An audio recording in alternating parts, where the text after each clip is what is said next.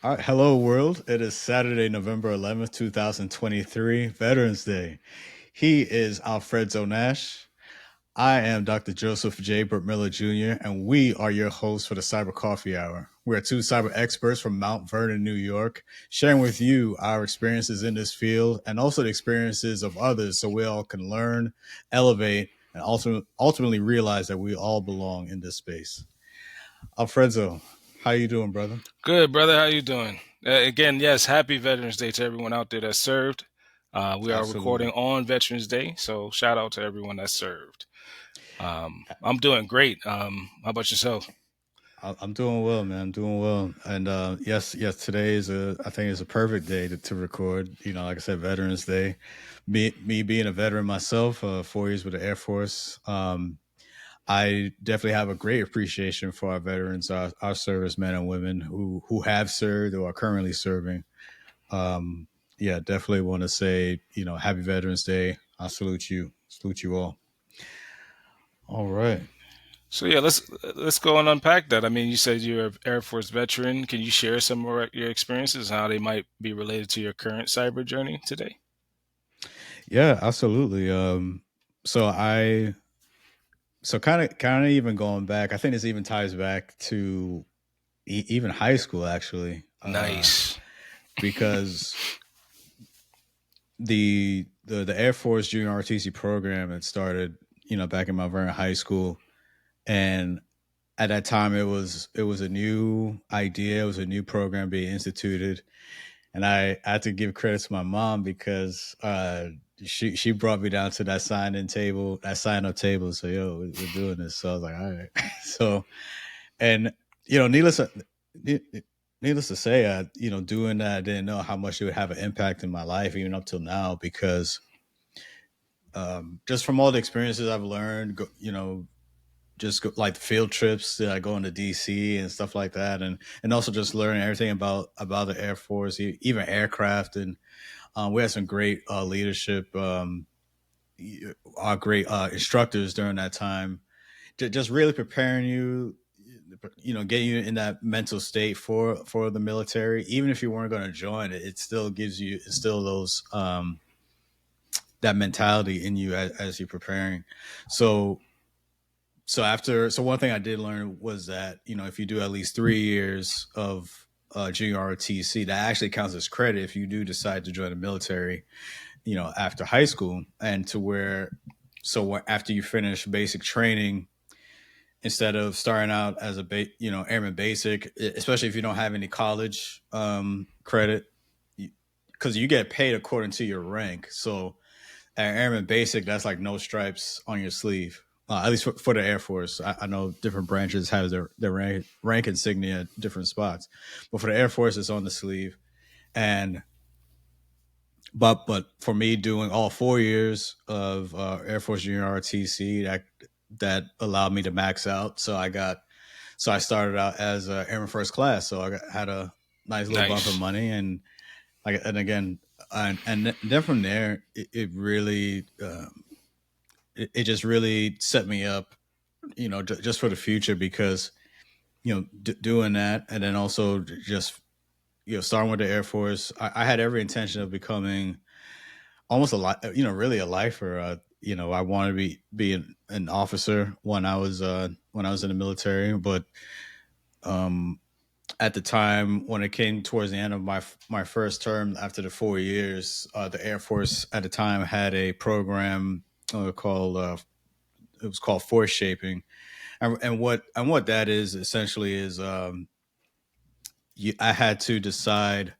whether to cross train to a different career field or accept an honorable discharge, and this was the Air Force's way to try to, I guess, even out some of uh, the need for, I guess, personnel in different career fields that needed more people. So at the time, I was young, and the only thing I was thinking about, like, man, I don't want to go to tech school again. So I was like, I'll take the honorable discharge. So, Um, so, so hold on. So force shaping, that was the Air Force curving out where they were putting personnel at the time, or was that something that was kind of like we're shrinking down our effort and moving it to another focus? Right. Yeah. It was the Air Force's way to to balance out the landscape of like personnel amongst career fields that maybe that was short of like that needed more people in those certain jobs. So yeah, so like I said, like for me, because when I joined the Air Force, I did HVAC. I didn't do IT. I wasn't Oh, really nice. exposed to Okay. IT yet. Um I was doing HVACs, and HVAC is heat and ventilation, air conditioning. So I was an HVAC technician. Definitely learned a lot. Definitely is a great trade, great skill, especially as a homeowner. So many skills that really combine into one. Because not only you learn about, like I said, heat and AC, you also learn how to do electrical and plumbing. And again, you're able to kind of translate that to just even many jobs around the house, certain things that may go wrong. You're more mechanically inclined to be able to do those things for yourself, and save yourself a lot of money ultimately, especially this day and age. That's I think we're all trying to save some money. So, Yeah, very cool. um, but yeah, yeah. So I did 4 years. My first duty station was in Osan Air Base, Korea. Had a lot of fun there. Spent a year there, then came back to the States to finish out my term at McGuire Air Force Base in South Jersey. So I definitely had a lot of fun. I enjoyed my time there. I think I definitely wanted more. To be honest with you, uh, I definitely could have seen myself being a 20 plus year, even maybe 30 plus year. I don't know, but no. But that's the way things shook out for me. But like I said, we'll see. You never know. Things may change for the future. So um, maybe different opportunities may come up. But for right now, yeah, that's where I'm at. Okay, so knowing you a little bit for our listeners, let's bolt on that experience in the Air Force and try to see where did you start your learning of IT from that journey. Yeah. So really, my very early experience learning IT was really from my uncle. Um, so my uncle Baswick in New Jersey at the time. So when we were still living in New York, so my father's brother, at the time we would, it was like little mini trips because going from New York to Jersey didn't really take long. We'd go to Road Paterson, New trips. Jersey. Yeah. I mean, I used to love it, man. We had the minivan. I sit in the back and, just chill out. But, uh, but no, I always look forward to going because whenever we visited, um, my uncle, so he was like an IT technician. Honestly, I don't really recall what his official title was, but I knew he was, into computing. And In New when Jersey. in New Sorry. Jersey, Okay, yes. gotcha. Yeah. So yeah, so as we took like about an hour road trip going there, like I say, we go in the house and like I just see computer parts all over the place. Nice. And yeah, man. And being young, I was very inquisitive, and I would always ask about, like I said, I see printers, towers, because these are all things that he was doing repairs for. And so as he was working on them, I just asked him questions on it, and and honestly, I'm just very thankful that he didn't tell me to get out of here, kid. You bother me, like Right, go kick he rocks, nephew. right. No, he definitely took the time to explain things to me, and that stuck with me, that resonated with me, and honestly, that fed my curiosity for me to learn things on my own. I was tinkering with like old computers, back home, and taking them apart, seeing how they work. Um, that even led to me even starting up like my own little side hustle after I got out the military. And when my first civil government position was working at the Veterans Affairs Hospital in New Jersey. Mm. So again, I was still doing HVAC. This is not IT yet. Still doing HVAC as my primary role. So But I can still we had a love. I'm sorry, good. sorry, can we pause it? So HVAC was your way into the VA job, but it wasn't an IT job. Correct. Yeah. Oh, okay, very Yeah. cool. Yeah, So yeah. yeah. So yeah. When I joined, it was through HVAC because I was using the experience I had from the Air Force. Mm. I had a little a break in between. Like I was doing like general maintenance like at the time for like the apartment I lived in at the time. But yeah, well when I got my first civil government position at the East Orange VA, that was through for HVAC. So Nice. I was still doing HVAC primarily, and but again, I still had a love for IT, a curiosity for IT. I still want to learn. So like, so yeah, so just taking from what I learned from my uncle, and kind of building off of that, I started up like my own little side hustle. Like I was really professional with it too. I even created like my own like work order sheet. Like Nah. so I was doing like PC repair for folks, and so like just nothing too crazy, but like laptop repair mainly. People had issues with, and I remember one issue. I think I remember this one lady.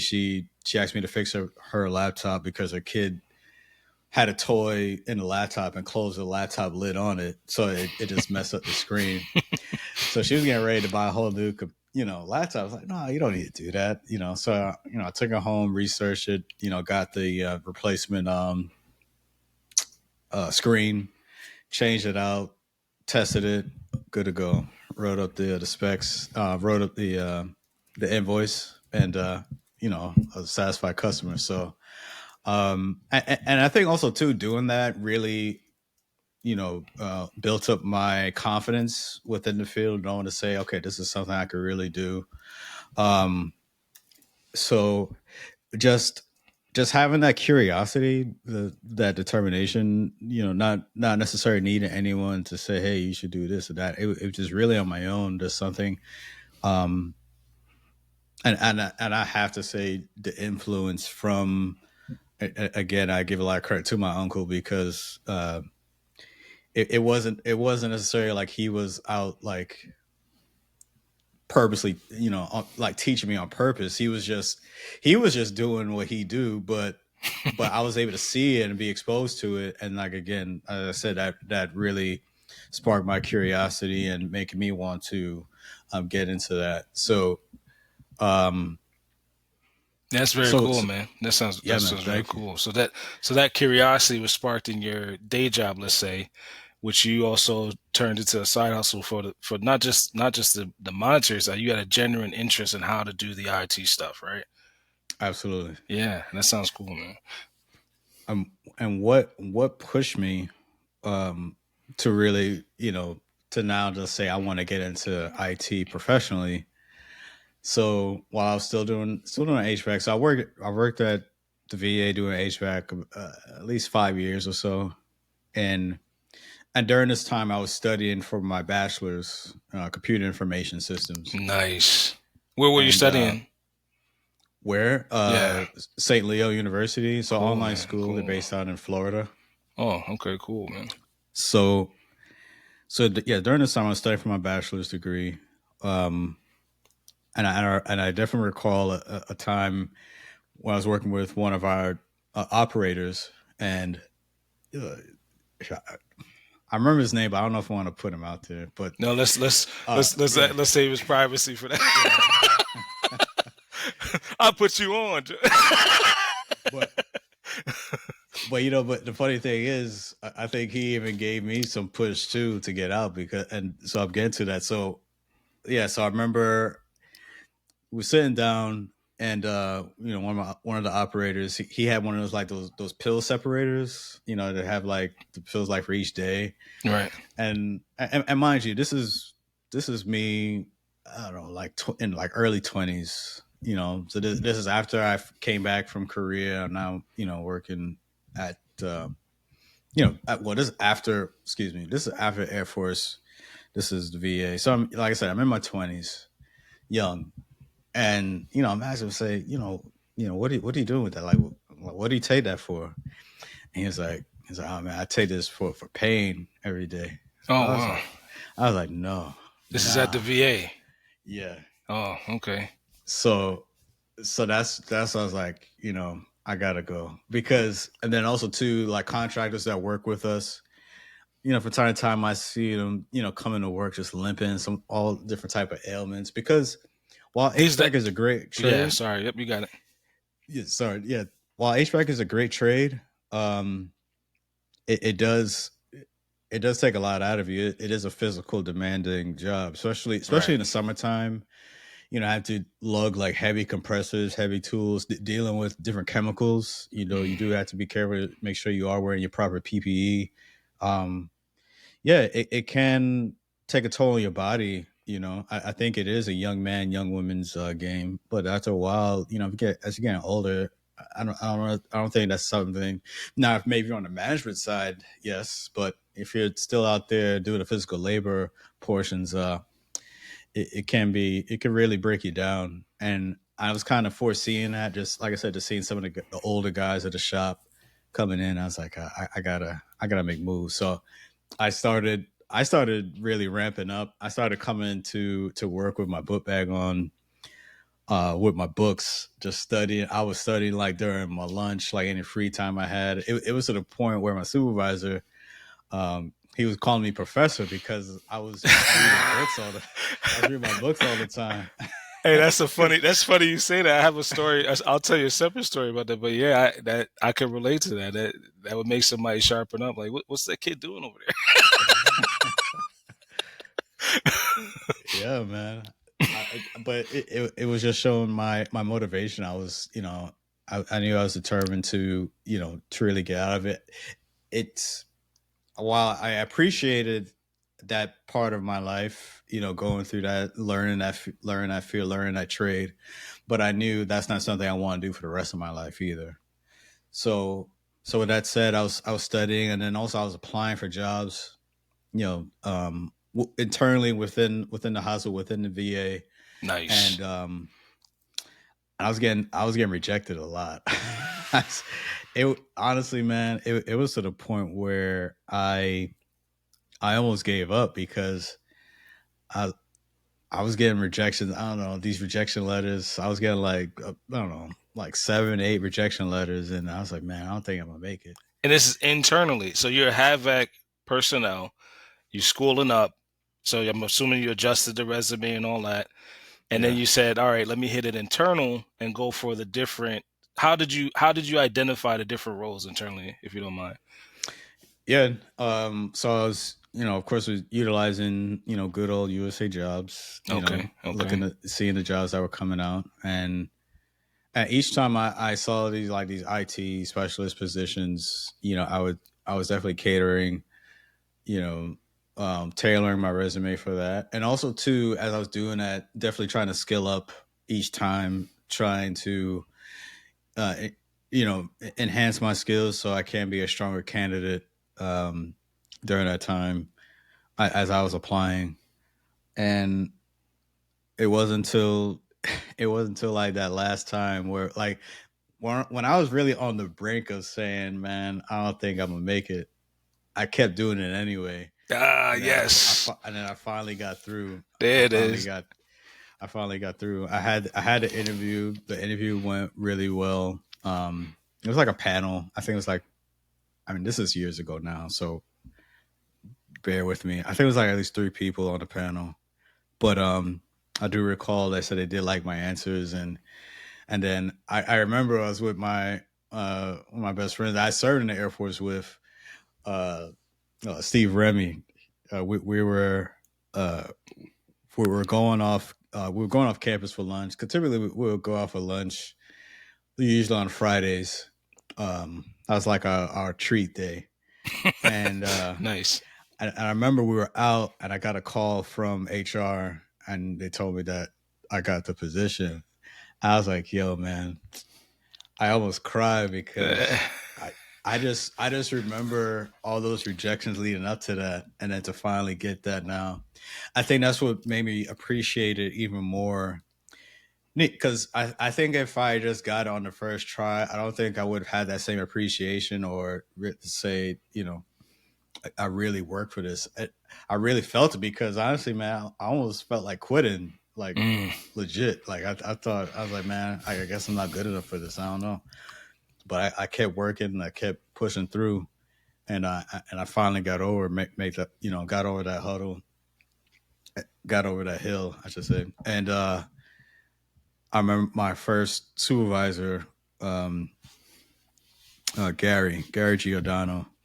He was my first supervisor, one who gave me a chance, and I've and all throughout my career, I've always kept up with him. I mean, now he's retired.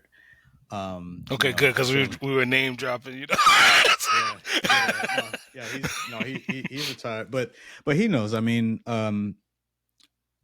and I share this to say it is important to recognize those who've helped you along the way, those who've Gotcha. given you a chance, those who've, um, like I said, who see potential in you. And Gary was definitely one who definitely showed that potential. He saw potential in me. He always gave me great advice. One of the things he always told me to, you know, pursue my certifications. Um, he said to be I may be paraphrasing now, but he would tell me that to be so good that it'll be hard for someone to say no. Yeah, I like that. So That's dope. I've always kept that in my mind, and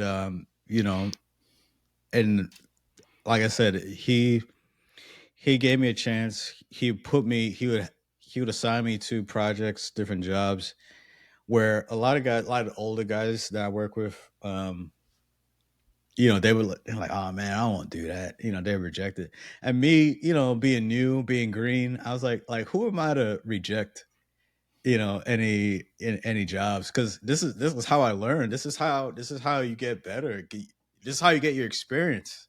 You Yeah, got to do it. You got to do the work. So I mean, it's whenever the something came up, I raised my hand like, all right, I'll do it. You want me to do this conference? Okay, I'll do it. Whatever it was, man. Like just getting that experience because may not understand it at that point in time, but it'll definitely serve you as you progress in your career, and those are the things that really helped me, to this day now. Just getting out there, don't hesitate. Definitely, like I said, do what you gotta do to get that experience, and also too, as you are making moves, making strides to help others that are coming up along the way as well.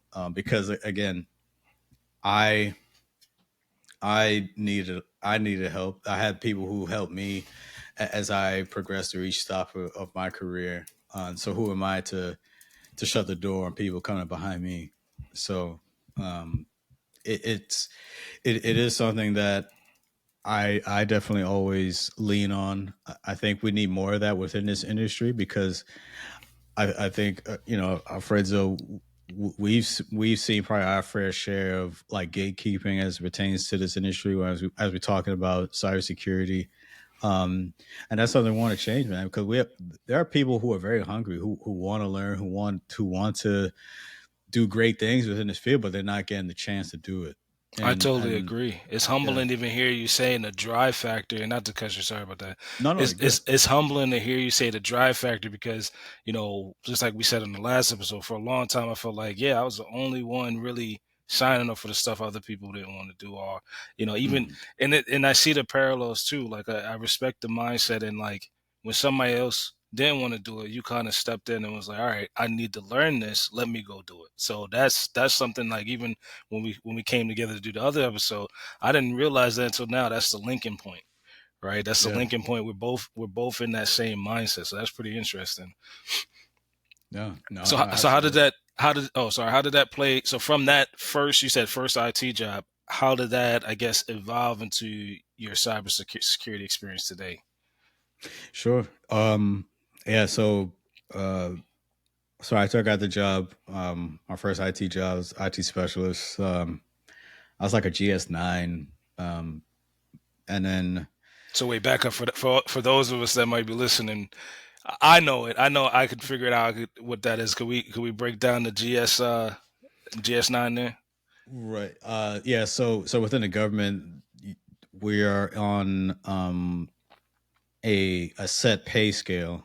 Um, so GS, that stands for General Schedule. It's standardized pay scale set out by OPM. So you can always look it up.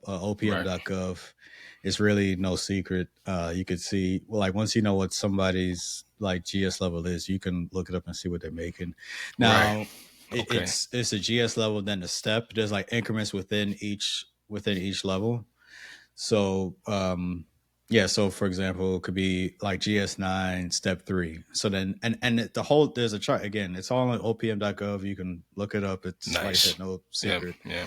You can look it up and see what that person is making. Now there may be a little variances. It may be that individual may have like a different incentives that will not show on the scale, but you can still get a general sense of what they'd be averaging, or a ballpark figure more or less.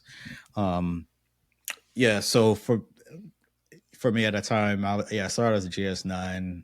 I believe me back then. I don't know, maybe like 60K, maybe Oh yeah. before I can remember. Right. And that was your baseline and position and salary now, right? That's what Right. you were at the. Got it. Okay. So then after that, kind of moving on, I stayed there for about a year and some change, year and a half maybe. Um, moved to Nebraska. Um, I worked at the VA hospital there. Uh, I was doing around research. I was doing HVAC for the research department there. I stayed there. I don't know, probably like another year and a half, maybe. Then I worked. Then I went over to work at Offutt Air Force Base in Omaha, Nebraska. There, I served as a system administrator. What? Uh, What? yeah, so I was supporting the contracting squadron while I was there. It was 55th contracting squadron. So it was myself and my coworker. It was just us two against the world. So we stayed in the server room, mind you. In a server room, AC is running all year round. All seasons. So you got to bundle up. During the winter. And also, and I will say, I think that is when I did have, um, I guess, optical issues. As far as, well, what I mean by that is, because of the constant AC or exposure to that, it did cause my eyes to dry out, Oh, okay. like get redness and things like that. But I mean, I'm fine now. But it just made me remember that. But no, like my coworker at the time, he was great. He was, man, he was. I was so glad to work with him because he has so much knowledge, and I was just being able to be with him every day, just learn from him and just watch what he do, and also that's again just other ways of how you get better. Just work, being around people who are doing more and just learn from them, watching them, ask questions. Don't just sit there and just just think it's going to work out. Like if you're unsure about something, ask, Right. because I Right. I think a lot of agree. people they are willing to help out, but you gotta put yourself out there and then just say, hey, I need help on this, or can you show me how to do this, whatever the case is. And Would you that's how say you that's improve. sorry, go ahead. Would you say No, that's no. yeah? Would you say that's a parallel today? Is having that person that can basically we know it as on the job training, but would you say that parallel still exists, or is what built up your experience in cybersecurity today, or are you becoming that person that answers the questions now? Well, I've definitely become the person that is answering the questions, Right. Right. but also too, I'm still asking as well. Right. But I have noticed there is a maybe impatience in the field now, Oh, I mean to where laugh, but yeah, you're right. I'm one of yeah, them too. You know. yeah, I think being able to let people fail is not, I don't want to say tolerated, but that's why I kind of lean towards impatient. Right. I don't think there's a patience for it anymore, which I think is not helpful because Hmm. I mean, people who are, like I said, people who are hungry, who want to learn. I mean, they're gonna fail. They're gonna Right. stumble. Right. But when you do fail and stumble, you learn from that, and that's how you get better. But if you're not allowing someone to do that or giving them a little bit of leash to let them fail, and also as you're doing that, um, you're teaching and helping them along the way. If we're not doing that, we're not, especially if the grand vision is for us to have a very strong cyber workforce. If we're not helping those that want to be helped, that want to do the work, and like I said, they're not going to be cyber experts right out the gate. They're not going to be experts right out from college, or or even after just one certification. Like, Mm, I think it really comes down to being in the field, getting that experience, getting real experience, and like I said, kind of failing through. And right. then as you're getting through it, you get better. You learn from others, learn from those who have been doing it longer than you. Work with them, watching them. Like I said, like OJT. On the job training for those uninitiated. Uh, but yeah, I think I think that's disappointing. I'd say, because I think that discourages even, like, people who do want to get in this field, but they may feel like it's intimidating because they're not um, learning it fast enough. Right. Um, Right. so So yeah, from your initial role with the folks that helped you learn the specialist role, where was the cutover to, hey, now I want to specialize in cybersecurity? Or which opportunities, based on your experience, got you from the you said IT specialist GS9 through to where you are today? And you don't have to go exactly into much details, because I know, but for our listeners, yeah, where did your cutoff in standard, or like I like to say traditional IT, start meeting that track and training to getting into cybersecurity? yeah. It would have to be right after I finished at Offutt, and then so I'd leaving off and then getting a position at DC3, and that's the DoD Cybercrime Center in Maryland. That From that point on, that's where I got into cyber. Really loving the field, get exposed to a lot of great work. I'm still doing like sysadmin work, but getting work with analysts, cyber analysts in the field. Learn again, just being a sponge and absorbing, man. Because you don't even have to like necessarily be working that particular job, but being close to them and watching them, you could learn a lot too. Just being like a room, same room, or even next door to some of those folks who are doing some great work. Just being exposed to that's a great benefit, and I say even a privilege, because um, you're getting almost free training, I'd say, because like I said, and also too, you can pull one of those guys and gals to the side and just ask questions, While you and just grab a learn from cup of them. coffee and hash it. Absolutely. Right, No, right. serious. Yeah, I get it. I get it. You could be having lunch with someone outside, and you don't even work with them. You may have two different job descriptions, but you guys in the same building, and you can learn from each other. You know what I'm Yeah. saying? And be like, oh, maybe that's something I want to do. Maybe that's something I want to try to cross over into.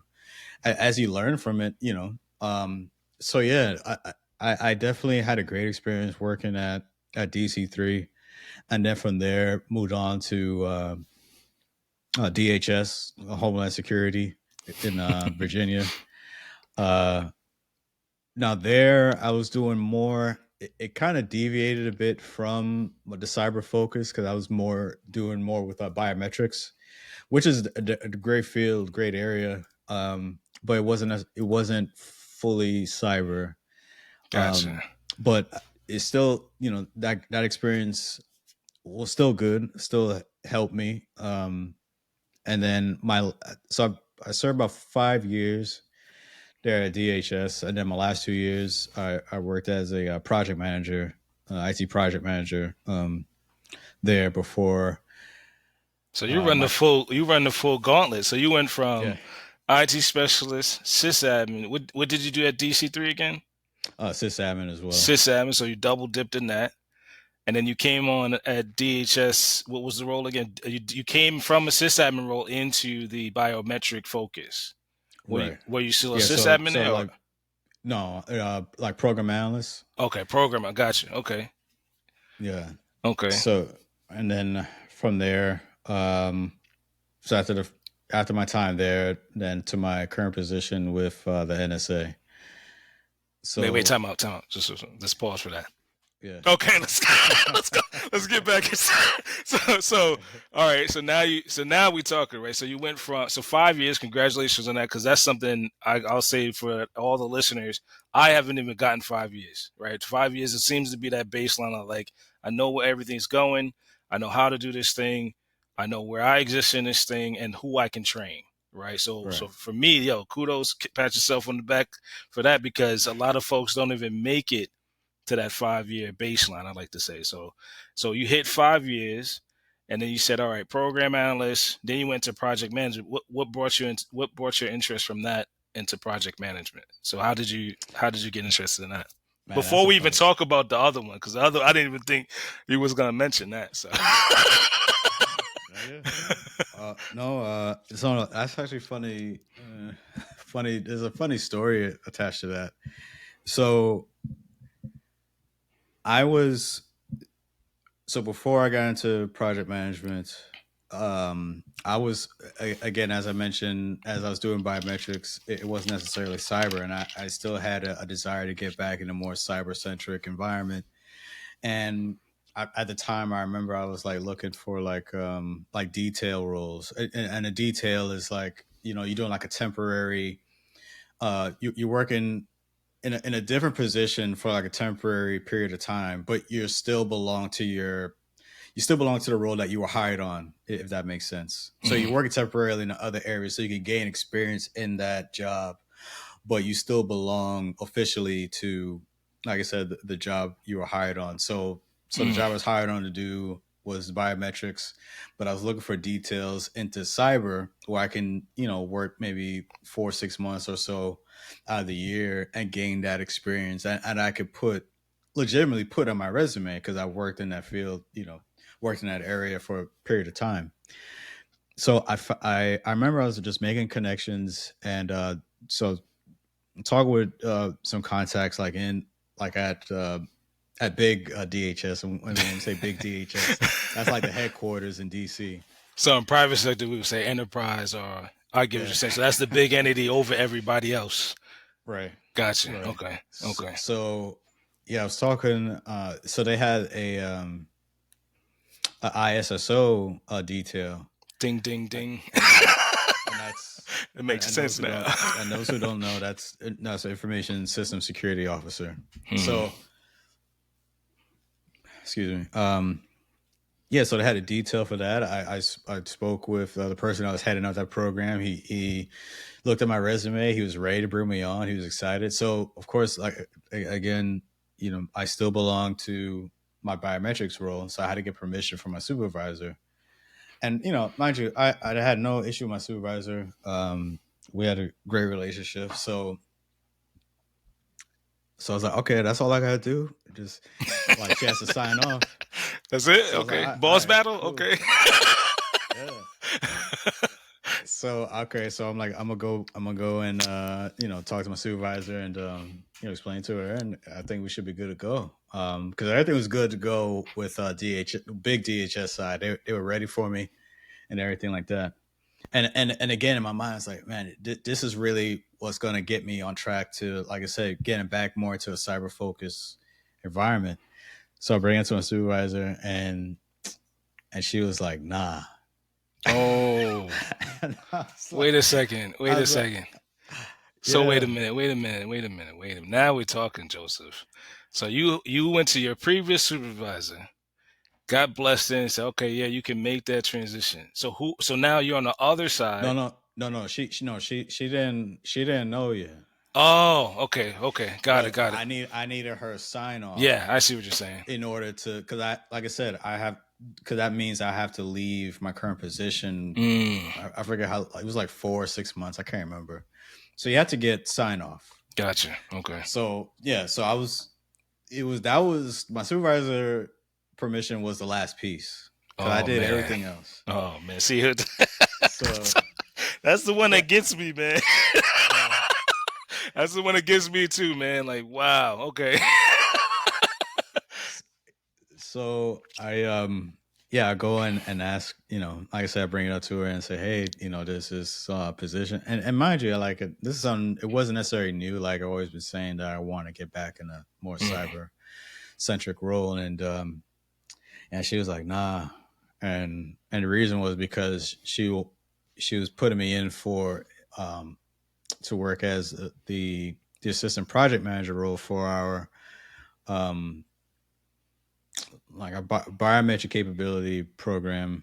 I don't want to put out the name, but it was to work that project for DHS, and because our current, well, at the time, the person that was in that position, she was leaving, and so it opened up, and mm. I had no clue. It wasn't necessarily really an interest of mine to say that's why I was looking at, because again, my focus was on, Cyber. like I said, making the contacts with like other folks doing, especially this ISSO detail. Right. And so I'm not even thinking about, that. So when Project she brought it, management. yeah, So wait, we gotta unpack that too. So for anybody that wants to listen, I might want to know, when I hear project management, I hear your PMO, I hear the business analysts, I hear the scrum masters, I might even hear project lead on the non-government side, right? Because I'm still doing it in my career too, to map these different, I guess, specialties. When I hear project manager, it encompasses all of those roles. What was the differentiator, or the line drawn between the person leaving, the program analyst leaving, and those roles I just mentioned? Was it just you do everything, or that person was doing everything? no, no. So that person who left, so yeah, she was a assistant. She was the assistant project manager. I would still take over, and I was replacing her, like taking Okay, her over her role. and that was called a program analyst, No, no, no. This was the project manager. project manager. Wow. Okay. Okay, I missed that. So Sorry. so I was, yeah, my previous, so when I was doing the biometrics, that was the program analyst role. Got it. But then getting over to kind of almost like being voluntold for this position. This was project management now. Got it. So this Okay. is like for the last 2 years of my time at DHS. And that's a whole So different track than even the right, previous role. yeah, Okay. Got it. Got it. right. So Wow. this is Wow. completely different. I never been interested in project management before ever. So, Right. but no, she put me in for it. She felt I would, I could handle it, and I have to be honest, man. Like I was mad at her. I was upset because This is the like starting reason, to level over, right? uh, because Sorry. no, it's because I was like right there. I was Right. really about to get to that. Like I said, that position. I think that I felt that was going to really get me on track for really what I want to do. And it was kind of like she was just standing in the way and kind of preventing that. So yeah, to be honest, We know that level up tactic, yeah, right? yeah, This man, is legit what we was talking about. This is that's a perfect example, Joseph. Yeah, this is the boss battle right here. Yeah. Or was, excuse me, was the boss battle for you. right. Yeah, yeah. So, but no, yeah, for a while, honestly, I was upset, but then I was in my feelings. I ain't gonna lie, I was, Salty and whatnot. I get you. I I get it, man. was. I understand, I But understand. but then eventually, I got over it because like, no, okay, now I gotta. This is the job I gotta do. So now I just gotta reset and get ready for this. So as I'm just, as I'm working with, because I did now one thing I did benefit from was that the person who I was taking over from, I did have some lead time before she left, so I was able to work with her. She was able to share some things, some tactics that she's used in the role to help me to get started. Maybe the different teams or like the different POCs who I need to be in contact with for this aspects of the project. Mm, So that helped, immensely. And she even mentioned like different trainings I should get involved with to help me. So I do recall, like, as I got started and now she's gone, I'm officially in the role, and just sitting in like a couple of like the briefings and meetings and stuff like that, and I'm just hearing all the this project management lingo, and I'm like, yo, I have no idea what you're talking about. Like, it's a whole different language. oh my god, yeah. So I'm like, yo, I said, if I'm gonna really do this, be proficient in this, I gotta get smart in it, and that's so. that equated to me going for the PMP, the project management professional certification, because that was, as far as within project management, that's like the gold standard for project management.